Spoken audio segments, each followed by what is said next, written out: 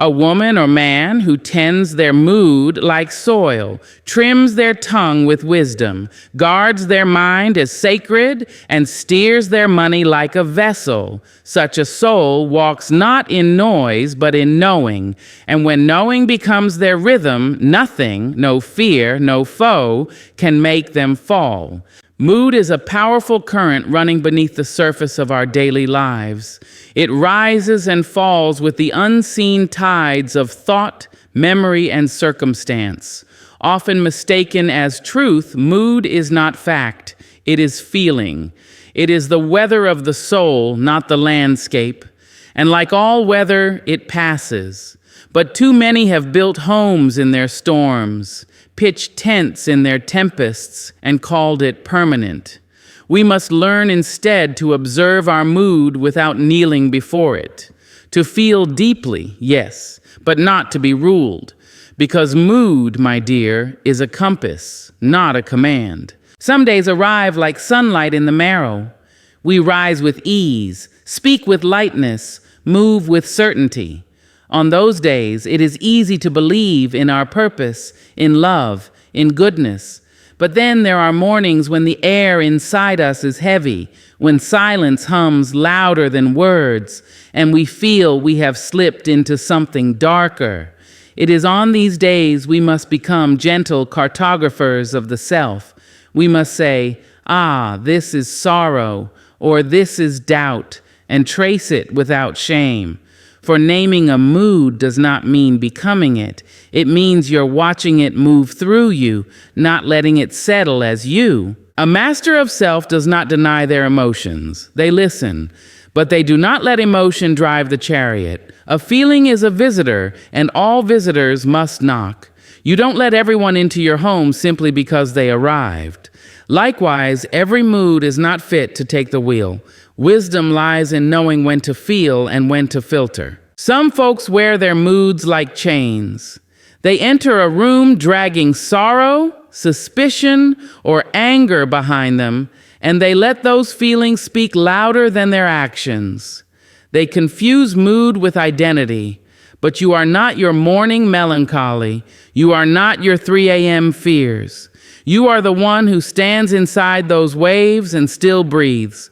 A storm may shake the house, but it cannot undo the foundation unless you let it. It is a sacred practice to pause before reacting. When anger flares or grief grips, the strong do not lash out. They lean in. They ask, "What is this trying to teach me?" Because every mood is a message, and if you learn its language, it will guide you to understanding, not destruction. That ache in your chest may be pointing to a boundary crossed. That restlessness could be calling you to change. But if you let your mood speak without reflection, it may say things your soul doesn't mean. The world will give you 1,000 reasons to lose yourself, but the wise carry an inner stillness. That stillness does not deny pain. It holds it like a teacher holds a child who doesn't yet have words. Mood can blur the mirror if you let it, but look deeper. Beneath the fog of today's feeling, the truth of who you are remains untouched. Mood, when mastered, becomes a sacred tool. Like wind in a sail, it can move you. But the direction?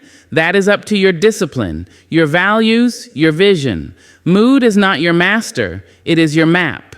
It shows you where your inner weather is shifting so that you may adjust course, not abandon ship. And let us not forget the moods of joy, wonder, laughter.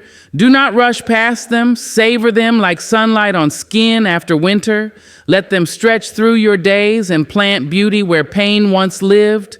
Your moods are not just warnings. They are invitations. Invitations to pause, to change, to grow, There is power in knowing how you feel, and even more in choosing what you do with that knowledge. When you treat your moods like signals, not shackles, you reclaim your agency. You move through the world with grace, even when the sky inside you is dark. And grace, my dear, is not about perfection. It is about presence. It is about standing tall in the shifting wind and saying, "I am here. I will not run from myself." So feel it all, but be led by your vision, not your moment.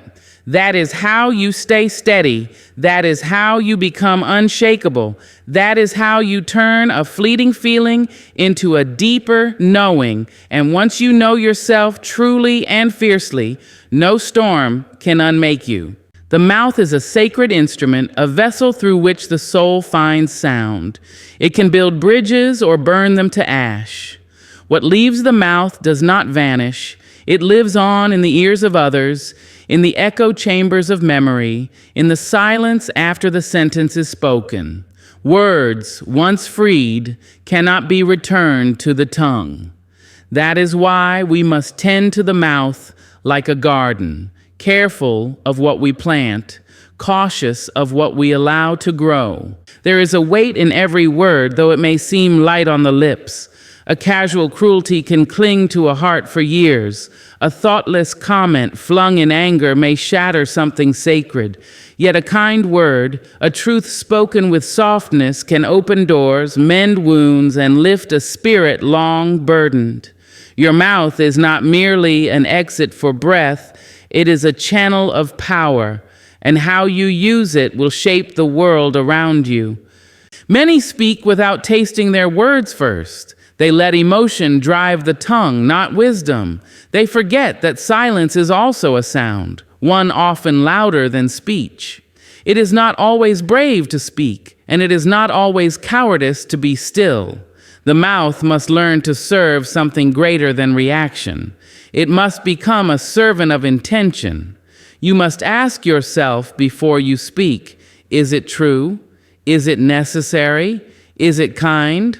For words are arrows. Once loosed, they do not return without leaving a mark. Some speak too much and say too little. Their tongues dance, but their hearts remain hidden. Others speak rarely, but when they do, their words strike like thunder, not because they are loud, but because they are true. There is a dignity in restraint, a nobility in knowing when your voice adds value and when silence serves better. The wise do not seek to fill the air, they seek to fill the need. But let us not forget that silence too can harm. There are times when the voice must rise, when injustice moves, when someone is diminished, when truth is gagged by fear. Your mouth must open, not with noise, but with clarity, not with vengeance, but with purpose.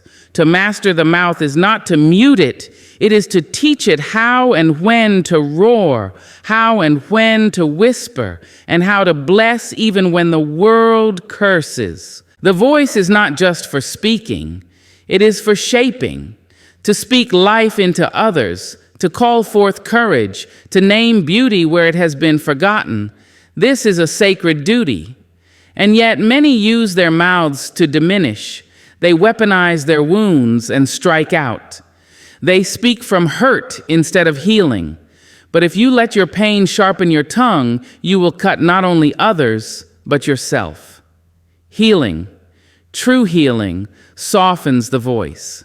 It teaches you to speak not to dominate, but to connect. There is music in every mouth. Some sing in the tone of grace, others in bitterness. Some move with melody, others with noise. But all of us are composers of the sound that follows us. Let your language be a symphony, not a siren. Let your voice reflect your depth, not your damage. Let your words be wise enough to build and humble enough to listen. The mouth can speak dreams into being. It can cast vision, shape belief, ignite hope. Think of the times you were told you can. Think of the times you needed to hear you matter. Those phrases, simple as they are, were lifelines. You carry that same power in your mouth. You can offer refuge or ruin with what you say. Choose refuge. There will be moments when silence feels easier, when love is difficult to express, when forgiveness trembles on the edge of your lips. Speak anyway. Say the thing that brings healing. Say the thing that breaks cycles. Say the thing that you wish someone had said to you. The mouth is an instrument. Learn to play it with grace, with courage, with truth. When your words match your integrity, when your mouth serves the soul and not the ego, you become not just heard, but felt. Your voice is not small. Even in a whisper, it carries the weight of your spirit. Use it as a force for good, a mirror for truth, and a song for the wounded. Let the mouth become a sanctuary, not a battleground. Speak like you know you are creating echoes, because you are. The mind is a throne, and not all thoughts deserve a seat. It is not a pasture for every passing worry, not a courtroom for every critic, not a stage for every fear to perform upon. No, the mind is sovereign space. It is royal, sacred, sovereign, and must be guarded as such. For what you allow to dwell in your mind begins to live in your life.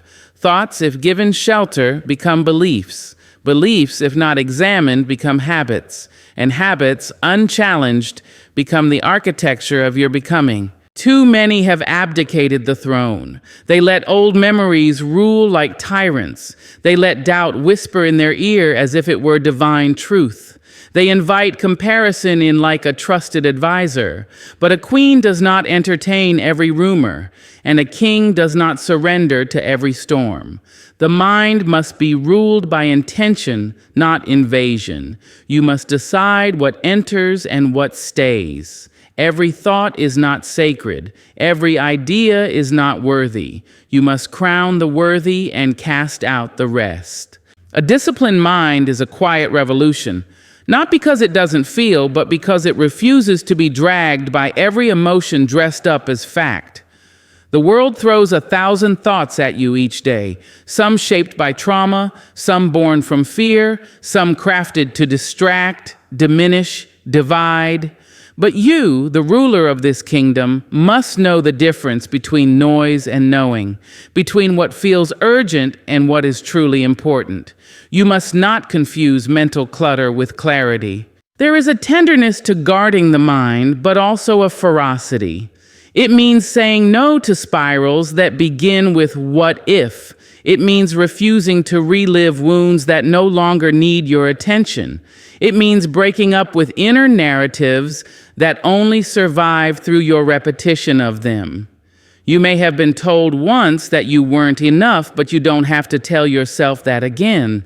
You may have failed before, but your mind need not replay that failure as prophecy. The throne does not serve the past, it sits in the present, shaping the future. Some people clean their homes, but let their minds rot. They scrub the counters, but never the corners of their consciousness. Yet, the place where your life is shaped, your mind, must be swept regularly.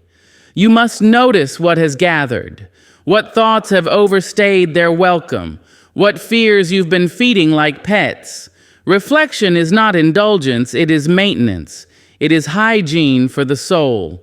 But do not confuse guarding the mind with closing it.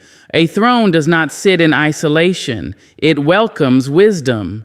It listens to differing views. It grows, questions, learns. An open mind is not one that lets everything in. It is one that lets the right things in deeply. To be open and discerning is a mark of maturity. You must remain teachable, even while ruling. You must be able to listen without losing yourself. That is the mark of a steady crown. The mind, once mastered, becomes the seat of peace. Not because nothing bad ever happens, but because you no longer allow outside chaos to reign inside you. You know how to return to stillness. You know how to challenge a lie before it roots itself. You know how to think twice before believing once. And this makes you unshakable, not untouched by life's trials, but undevoured by them. There will be days when your mind is tired, when the throne feels too heavy to sit upon. That is when you must rest, not surrender. That is when you must be kind to yourself, not careless. Even royalty needs restoration. Even the strongest must soften. But never forget, in those quiet hours, that your thoughts do not own you. You choose them. You guide them. You are not the storm. You are the sky that holds it. So speak to your mind like it matters. Feed it beauty. Challenge it with truth. Comfort it with wisdom. Shape it with love. Do not let just anyone enter the gates of your mind. Because once a thought is in, it begins to build. And you, beloved, deserve a castle, not a cage. The throne is yours. Sit with dignity, rule with grace, and guard it well.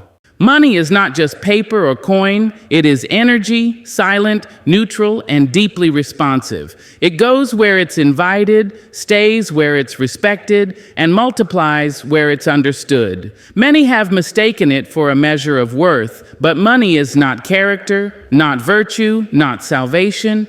It is simply a mirror reflecting what you value, what you fear, and what you believe you deserve. And like all energy, it responds best to clarity, to purpose, to intention. Some chase money as if it holds the key to peace. But peace is not purchased, it is chosen. Money can buy you time, can create space, can open doors, but only if you have already built within yourself the wisdom to walk through those doors with grace. Without that wisdom, money becomes noise. Louder wants, bigger distractions, deeper emptiness dressed in luxury. It is not about how much you have, but how you hold it. Do you clutch it in fear? Do you spend it to impress? Or do you move it in alignment with who you are becoming? There is no shame in wanting money. There is only danger in worshiping it. For when money becomes the god, it demands your peace, your rest, your integrity in exchange for promises it cannot keep. But when money is treated as a servant, not a master, it can support your vision. It can house your dreams. It can feed your family, build your legacy, lift others as it lifts you. That is the kind of money that multiplies, not just in amount, but in meaning. You must study your relationship with money the way you study your relationships with people. Notice the patterns. Do you sabotage abundance because you believe suffering is more noble? Do you hoard it because you fear there won't be more? Do you reject it unconsciously because someone once told you wealth is selfish? Every unspoken belief becomes a law you live under, often without knowing it. And those laws shape your financial world more than your effort ever could. The root must be healed for the fruit to grow. Some learn that money only comes through struggle, so they make everything hard, even when it doesn't need to be. Others were taught that money disappears fast, so they spend quickly, afraid of holding something that always seems to leave. But money does not have emotion. It only follows your script. If you script it with fear, it moves with fear. If you script it with gratitude and strategy, it begins to behave differently. It learns your rhythm. And eventually, if you treat it with intention, it learns to stay. There is power in knowing your numbers, not from obsession, but from stewardship. There is power in being able to say no, not because you lack, but because you are aligned. There is power in investing, not just in assets, but in yourself, your growth, your vision. Money is a current, and when you learn to swim with it, not against it, not above it, you move with more ease. It begins to flow through your life instead of fleeing from it. And don't forget, generosity is a form of wealth. Not just giving to be seen, not giving to impress, but giving from overflow, giving with wisdom, giving because you understand that what you release with love returns multiplied. The open hand always receives more than the clenched one. But generosity without boundaries becomes sacrifice, and sacrifice without balance becomes bitterness. So give, but do not bleed. Share, but do not shrink. And let your giving be a reflection of abundance, not a performance of it. The world has told many that money and morality cannot live in the same room, that to be wealthy is to be greedy, that to be spiritual is to be poor. But truth is more nuanced than that. Money simply amplifies who you are. If you are kind, money gives you the means to do more good. If you are insecure, money becomes a mask. If you are wise, money becomes a tool. If you are whole, money becomes a quiet witness to your expansion. To master money as energy is not about mastering digits on a screen. It is about mastering how you think, how you feel, and how you behave with and without it. It is knowing that you are the source, and money is the extension, not the other way around. It is choosing to build not just wealth, but worth, not just riches, but roots, because money will come and go, but the person you become in how you earn it, hold it, and share it, that is what stays. That is what matters. Discipline has long been mistaken for restriction, for a kind of cold obedience, a removal of pleasure or spontaneity. But that is a shallow view. True discipline is not a cage, it is the key. It is not punishment, it is preparation. It does not confine, it refines. The disciplined soul walks not in chains, but in clarity. For discipline, when rooted in love, becomes the quiet structure that holds your wildest dreams steady. It is not the absence of freedom, it is the maker of it. Freedom without direction is simply drift. Without discipline, a dream is just a wish, a whisper that floats away in the wind. But when discipline steps in, that dream becomes a plan, then a path, then a reality. Discipline is love made visible in action. It is you saying to your future self, I will not abandon you. I will do what is hard now so that you may rest later. I will stay when it's easier to run because you are worth that. That is not suffering. That is sacred. Too often, we think freedom means doing what we want, when we want, how we want. But there is no joy in that if it leads to chaos. If your body aches from neglect, if your mind is cluttered from noise, if your spirit is scattered from too many undone promises, what kind of freedom is that? Real freedom is waking up with energy. Real freedom is keeping your word to yourself. Real freedom is not having to recover from the consequences of your own inconsistency. Discipline is the architecture of peace.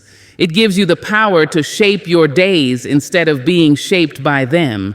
It teaches you to rise before the world demands it, to act before crisis calls, to prepare before pressure arrives. The undisciplined wait for life to force their hand. The disciplined move with quiet power before the moment calls for it. And in doing so, they find more space, more ease, more strength, not less. You see, the disciplined are not without struggle. They simply know how to carry it. They have built inner muscles from showing up day after day, even when no one saw, even when no one clapped. They know that repetition is not boring, it is beautiful. It is where excellence is shaped, it is where confidence is born. Confidence is not the result of praise, it is the result of showing up for yourself so many times that you no longer doubt you will. There is an elegance to a disciplined life. It is not rigid, it flows, it bends without breaking, it adapts without forgetting its roots. It makes room for both structure and spontaneity because it is grounded. It does not move from impulse, but from intention. And in that steadiness, there is tremendous strength, the kind of strength that doesn't shout, but simply shows. The disciplined person is not superior. They are simply practiced.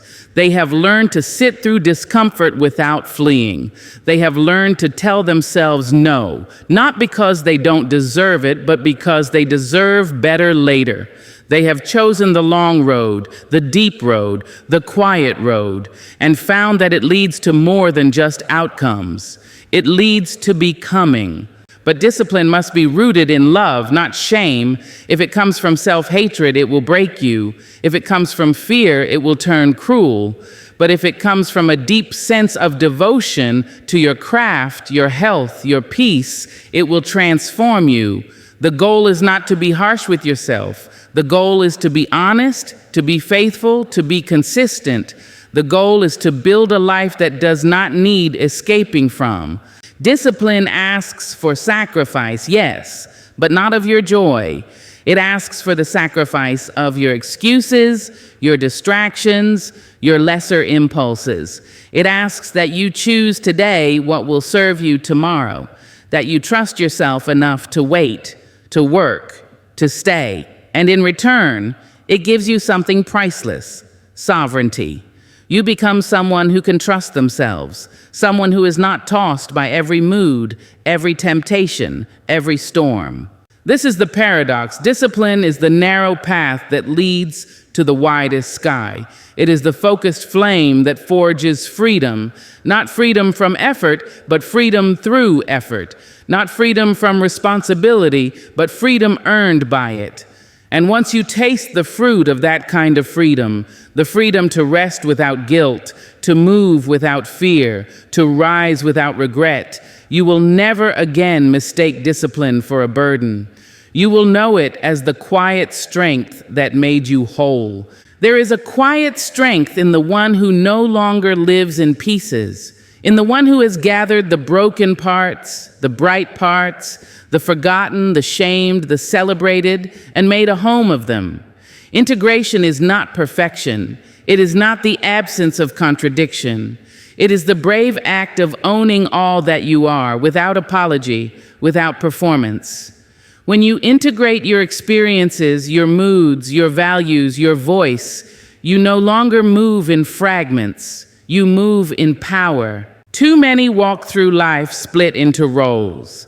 They speak one way at work, feel another way at home, dream in secret, and hide their pain behind polished smiles. They've learned to compartmentalize for survival, but what protects you in one season may imprison you in the next. When you live divided, your energy leaks. You're always holding something back, bracing against your own truth. But when you integrate, there is no more hiding. There is only flow.